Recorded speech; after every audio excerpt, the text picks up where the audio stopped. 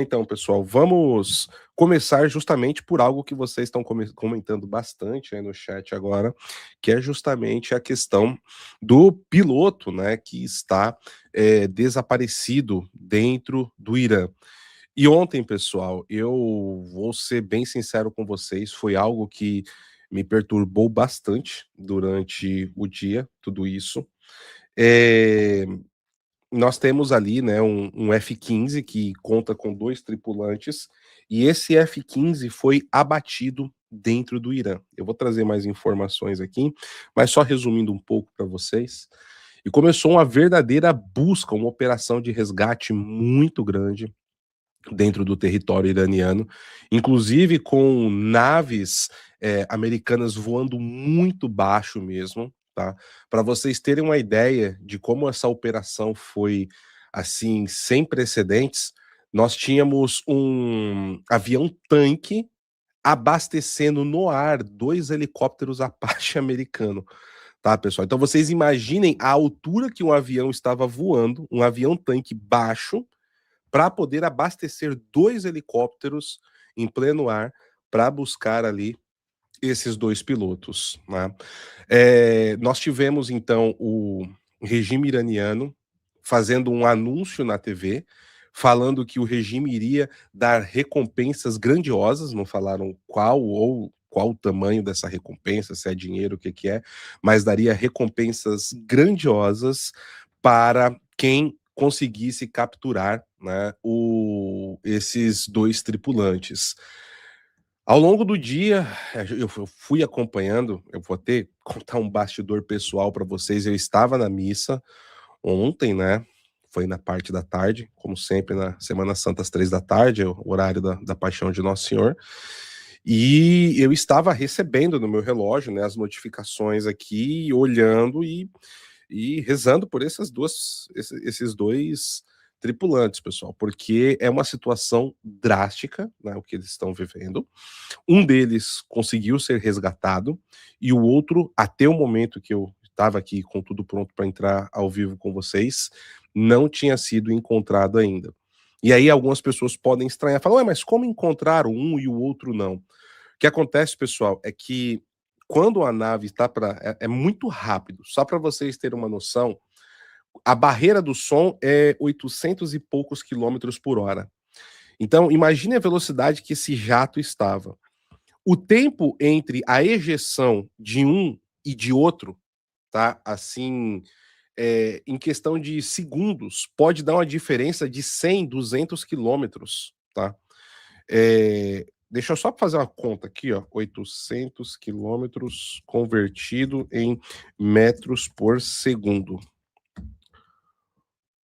Ó, então se a gente tiver uma diferença aí, pessoal, mais ou menos, ó, 3.600, tá, ó, daria mais ou menos, se a gente tiver uma diferença de 15 segundos, mais de 20 quilômetros de distância para um pro outro, de um para o outro, tá? Entre o período de ejeção de um e de outro. Fora que, na hora que eles ejetam, eles abrem o paraquedas e cada um vai cair em um lado. Então, a região é montanhosa.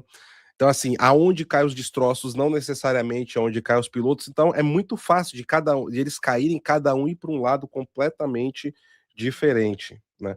Velocidade do som aqui. Obrigado, Atomic Phoenix. 1234, a barreira, quando quebra a barreira do som, né? Tem aquele efeito Sonic Boom, né? É, então, assim, isso pode dar uma diferença, uma distância entre eles muito grande. Só que todo esse processo, né, ele começou então a cada vez mais aumentar a tensão entre os 2 países. E isso veio subindo mais nas últimas 24 horas, tá?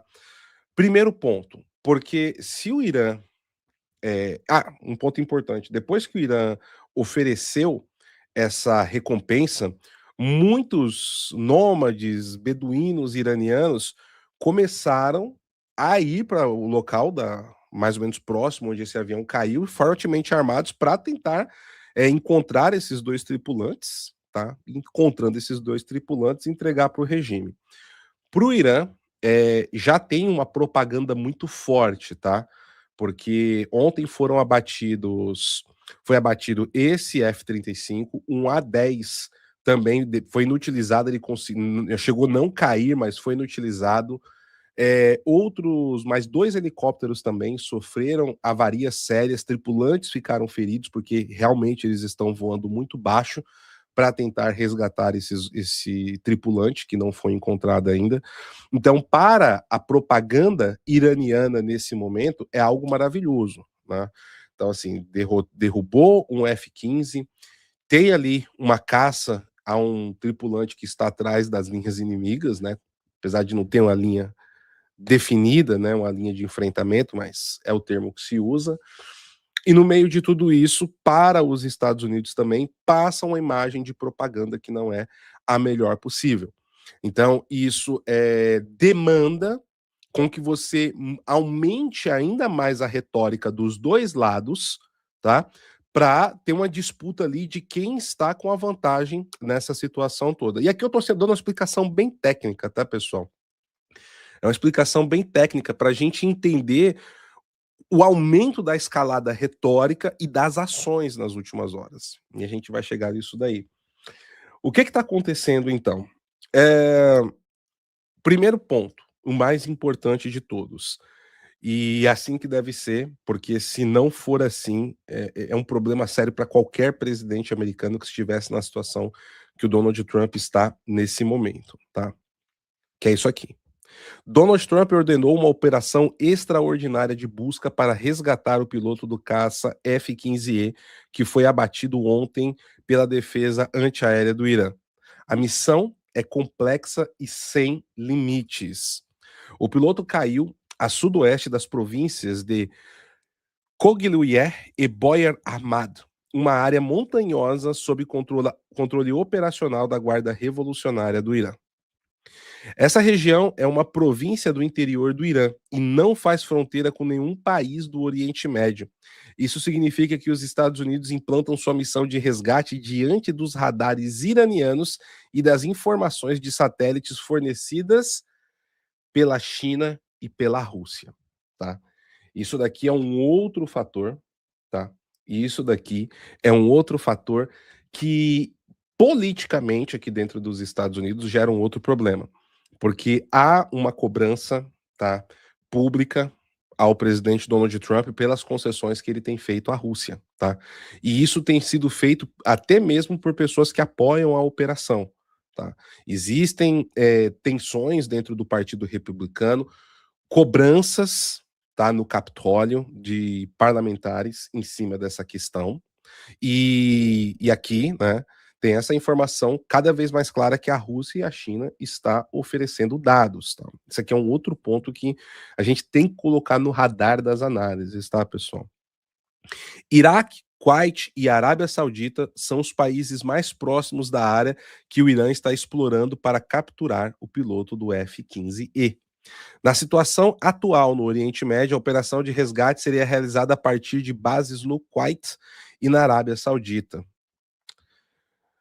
A operação de busca do resgate do piloto é coordenada pelos Estados Unidos e apoiada por Israel, a Liga Árabe e a OTAN.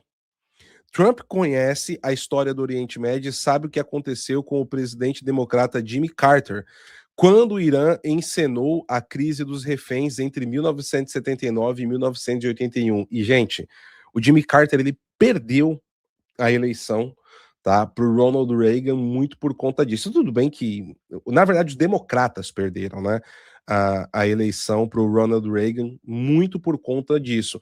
E olha que os democratas assumiram a presidência depois de todo o escândalo do Watergate, o Carter sobe a presidência, morreu recentemente o Jimmy Carter, né? Considerado por muitos um dos piores presidentes da história dos Estados Unidos, muito por conta dessa questão da crise dos reféns. E é justamente isso que o Irã está buscando nesse momento, tá? Então, assim, de fato, é algo muito sensível. Esse piloto, no momento, ele não corre risco de ser assassinado, tá, pessoal? De ser eliminado ali. No caso, seria assassinato porque ele não está em combate, né? Nesse caso específico. O que o Irã quer é justamente ali fazer dele refém, né? Talvez fazer ele sangrar um pouquinho, né? Apanhar um pouco e depois utilizar ele em frente às câmeras para vender essa imagem ao mundo, o que vai gerar uma comoção muito grande aqui dentro dos Estados Unidos, se isso acontecer, tá? Isso vai gerar uma comoção grande, tá, pessoal? Então, assim, eu tô trazendo aqui o ponto de vista humano, obviamente, em primeiro lugar, o ponto de vista retórico, tá? E o ponto de vista político que envolve essa situação. São esses 3 pontos aqui principais que a gente tem para entender em tudo isso. E aí, mais do que a gente pode olhar aqui, né, a gente tem outras situações que envolvem outros equipamentos. Mas antes, deixa eu só ver aqui como é que vocês estão de like, em primeiro lugar, como vocês estão de like aqui. Eu esqueci de abrir. Vamos lá, nós estamos aqui com 3.900 pessoas ao vivo, pessoal, e 1.441 likes. Dá para chegar a 2.200 aí em 1 minuto, né? Solta o dedo nesse like, meus amigos. Então, voltando aqui. Hã, todo fim de semana, todo fim de semana, o líder republicano viaja para a Flórida para jogar golfe e relaxar em sua mansão em Mar-a-Lago. Em vez disso, ontem ele permaneceu aqui em Washington, realizou reuniões extensas com seus assessores de segurança nacional e evitou contato com jornalistas credenciados à Casa Branca.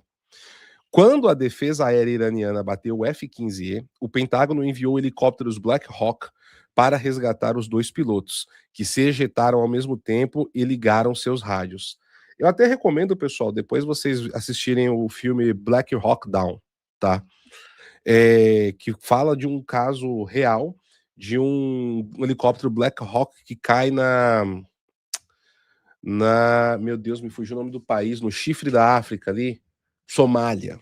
Cai na Somália, vale muito a pena. É Falcão Negro em Perigo, o nome do filme em português. Eu recomendo muito para vocês terem uma noção, porque esse filme ele contou inclusive com relatos, né, para produção dos soldados que estavam envolvidos e tudo, para ter uma noção mais clara, né, é, operacionalmente do que está acontecendo agora. É óbvio que o filme tem ali toda uma dramatização, tal, mas você pelo menos consegue ter uma visão um pouco mais aproximada, né?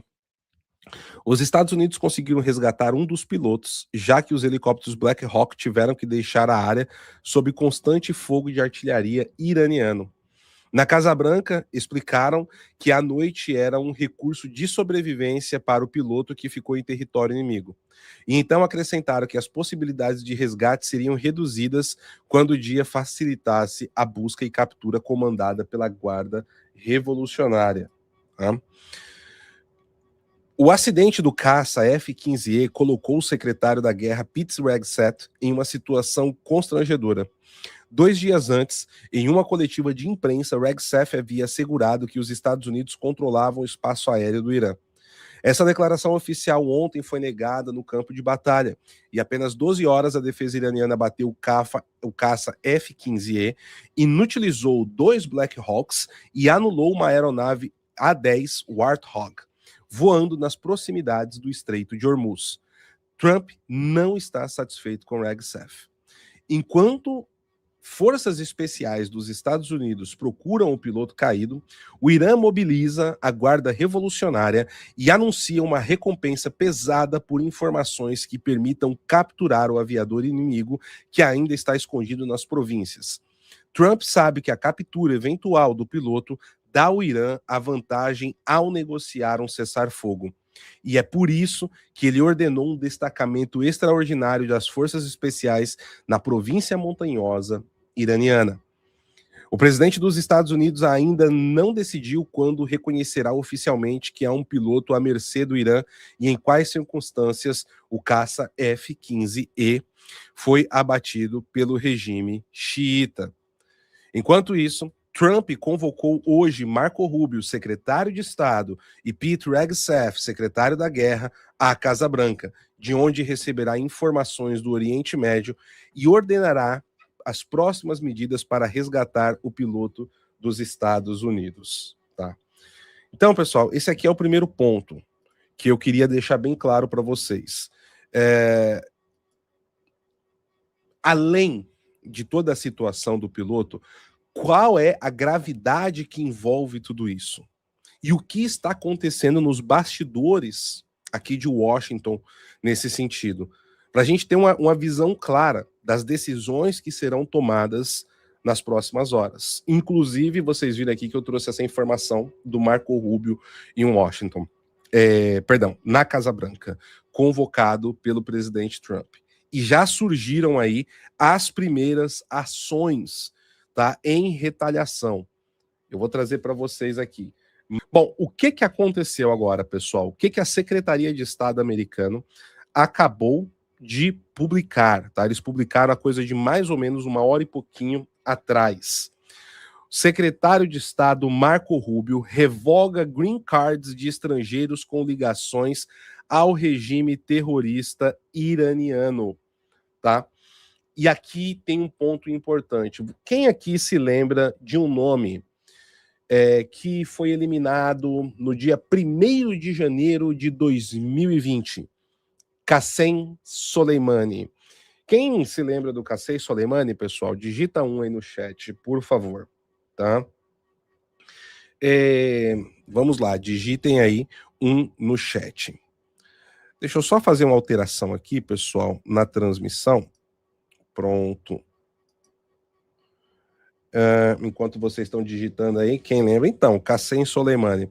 O Marco Rubio, ele revogou o visto, tá, de parentes do Qassem Soleimani que tinham green card aqui dentro dos Estados Unidos da América.